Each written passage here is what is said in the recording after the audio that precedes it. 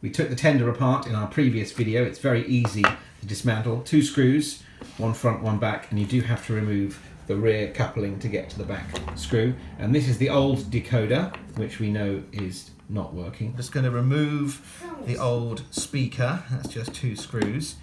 And we've got the new, excuse me, decoder there ready to go in. And it should be a straight swap, but once we've tested the new decoder and make sure it all works, we have got this YouChoos speaker, so I'm considering upgrading the speaker there.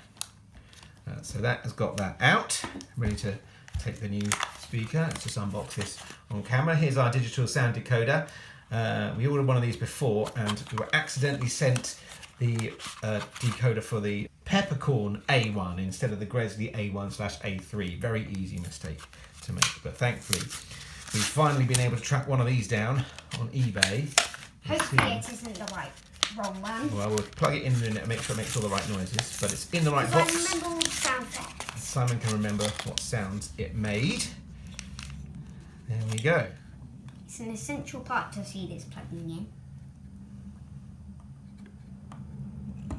There we go. Let's test it. And it should be programmed to default 3, so we're just going to fire that up now, make sure it makes all the right noises. So let's fire up the sound. That's a good start. Let's hear some whistles.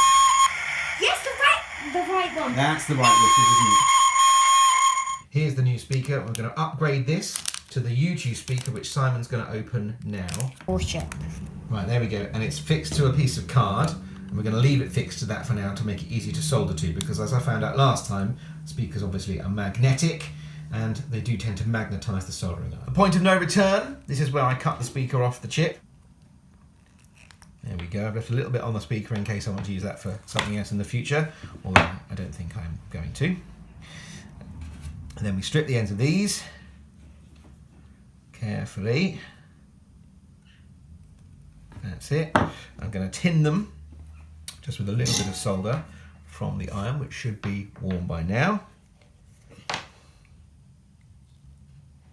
Keep them tight.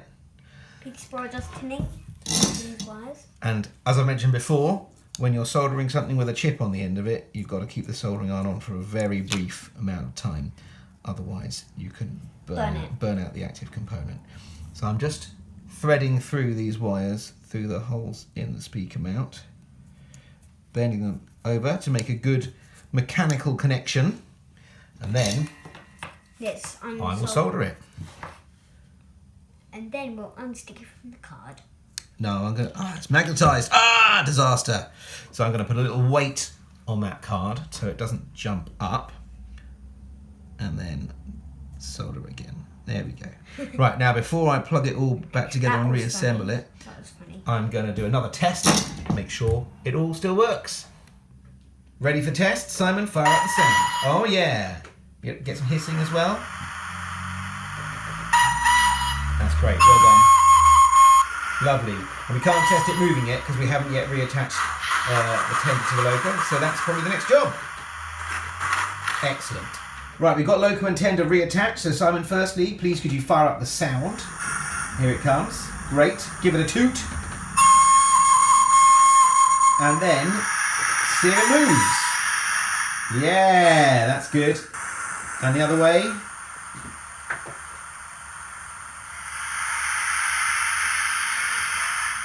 Great. Let's run it with some rescue peaks. Yeah, we'll get it all put back together then, and we'll have a running session at the end. Okay, bring it to a stop. I want to give it a little adventure around the railway. Well, last test with Scotsman all reassembled. Simon, please could you fire up the sound? Great, and just run it backwards over the viaduct. Oh, that whistle sounds good.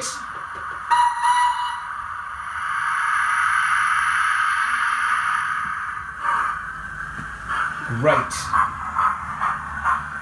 We'll do something. Okay, next loco on the workbench today is D808 Centaur.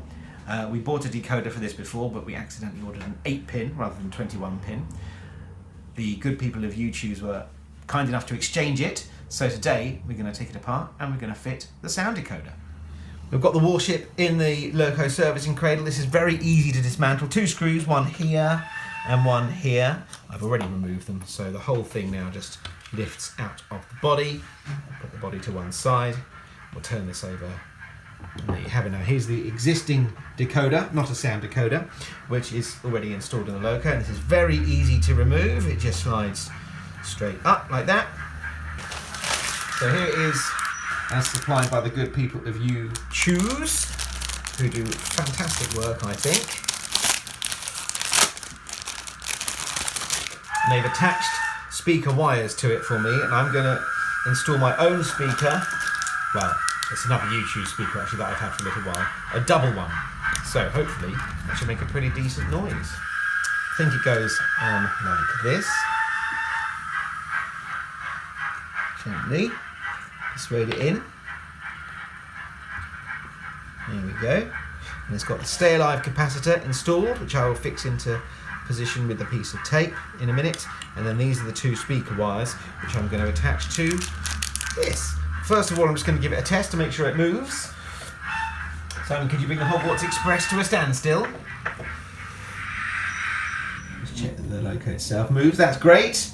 And the other way. I can see the motor moving. Me too, yeah. It's interesting to see, actually. I can get in there. Sounds like something's not quite on the rails properly, but you can see the two big flywheels that are going. Okay, time to attach the speaker. This is a double sugar cube speaker. I just bought a selection of speakers at one point, just for random future projects, just to see what they were like. This has also got speaker wires pre-attached to it, so I'll probably take these off and attach these straight to it. I'm going to weight it down under the front of the loco so that it doesn't magnetise to the soldering iron like we had before. So yeah, I'm going to remove these two trailing wires, and I'm going to cut the ends of the supplied wires. That was very easy to do.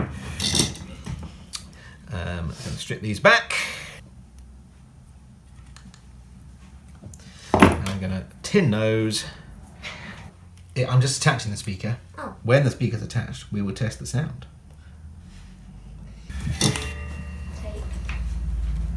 Tape. 1, 2. Great. Are you ready for the test, Simon? Yeah. Okay.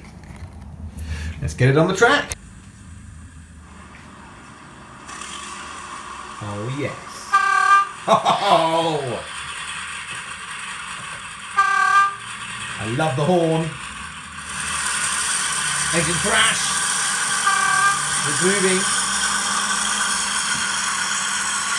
Stop it and move it the other way, because then you've got to fit under the tripod.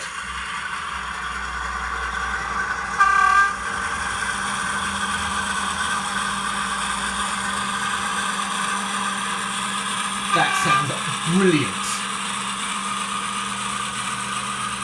Is that what a Western sounds like? Yeah, that is what a Western sounds like. I've heard A one. warship! Sorry, a warship. I have heard of. Oh, the brakes are excellent. Right, I think it's time to put it all back together, and then we can have a running Come to session. my wagon. Yeah. Well, a slight snag, which I'm sure as watchers of the video you'd all foreseen, is that this is much too big. And there's not nearly as much clearance in the top of this as I thought. And we're not going to be able to get that back on top of it. It's too tall. So, a little bit disappointing, but it's not the end of the road. Because we're going to replace. We're going to swap it for a smaller one. So what I'm going to do is put this big one in Scotsman's tender where there's lots of room, and take the much smaller one out of Flying Scotsman. And I think there's room in here. It might not fit there, but it might be able to go underneath the PCB above the connecting arm from the motor, as long as it doesn't snag that. So a little bit of rethinking there, but we're going to get it all working. Okay. It works. We've got the big speaker now in Scotsman's tender. Yeah, do some toots and stuff, Simon. That's right. Let's just check it still moves.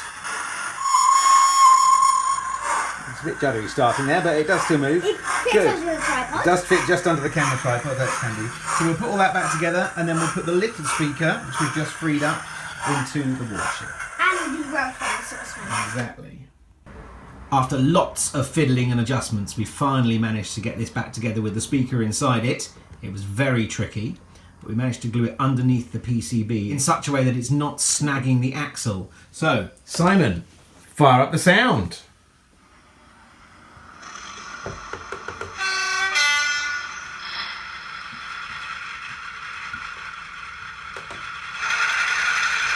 And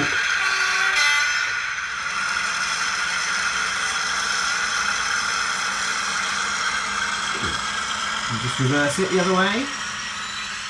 Oh, I love the brake noise. He does it automatically as well. It does, doesn't it? Send it over the viaduct. Get another cool viaduct shot. Absolutely.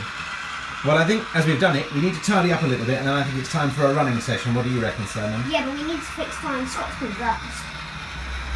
Yes, there's something wrong with Flying Scotsman's drawbar. We need to make an adjustment to that so it runs really smoothly. 3D, or just 3D print one. You don't have a 3D printer.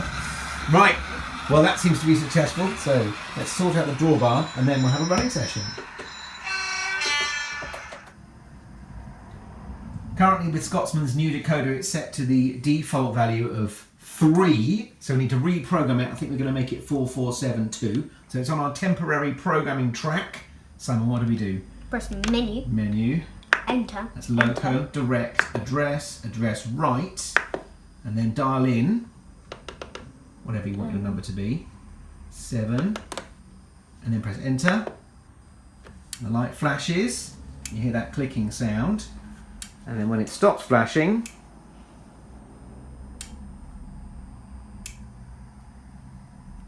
that's it. It's done. Should be programmed to 4472 now.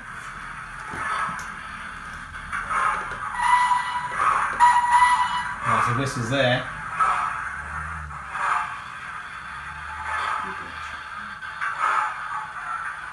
Stop! Oh, bunch it up. I said stop too early. That's it. Excellent driving. Right. Next, we're going to have a running session. Over to you. Over to you, driver. Let's go.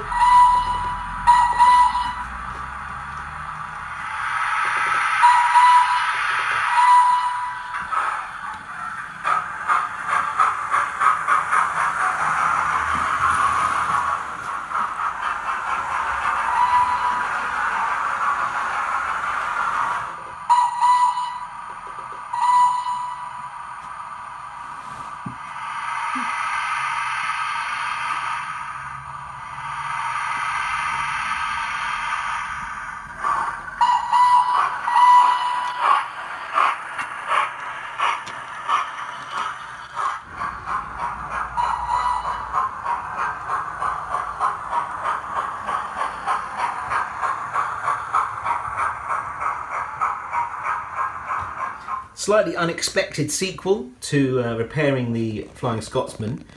Having upgraded that TTS speaker for a bigger one, I've now swapped it back for the as supplied TTS speaker. Reason being that the other speaker we substituted, although better, was much louder, and the TTS decoder doesn't have many different volume settings. So even when we turned it right down to its lowest setting, it was still incredibly loud. So we swapped it back for the original as supplied speaker. And Simon, would you just fire it up, just so we can check that it all still works?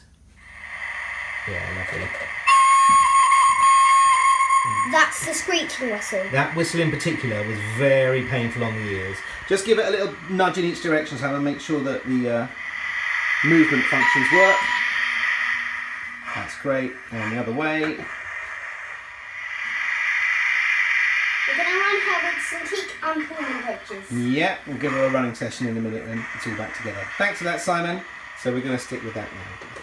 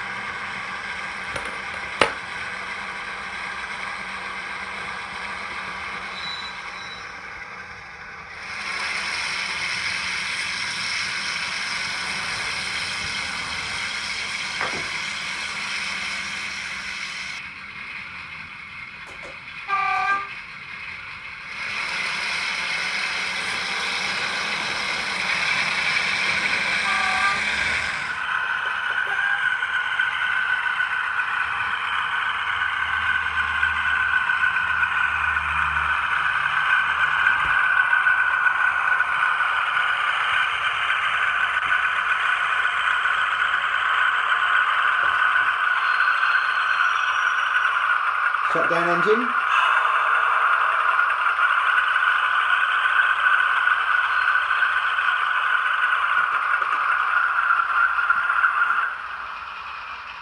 Now I think it's time to give the warship a blast. Change the points. Let's go.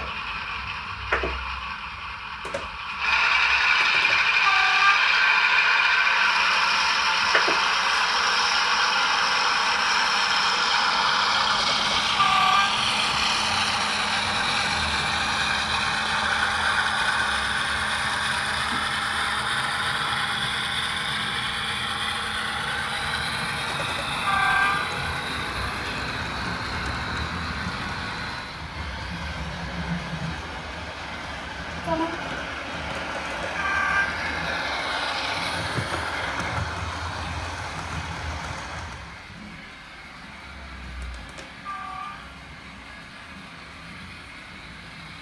What do you reckon, Simon? Great! Yeah.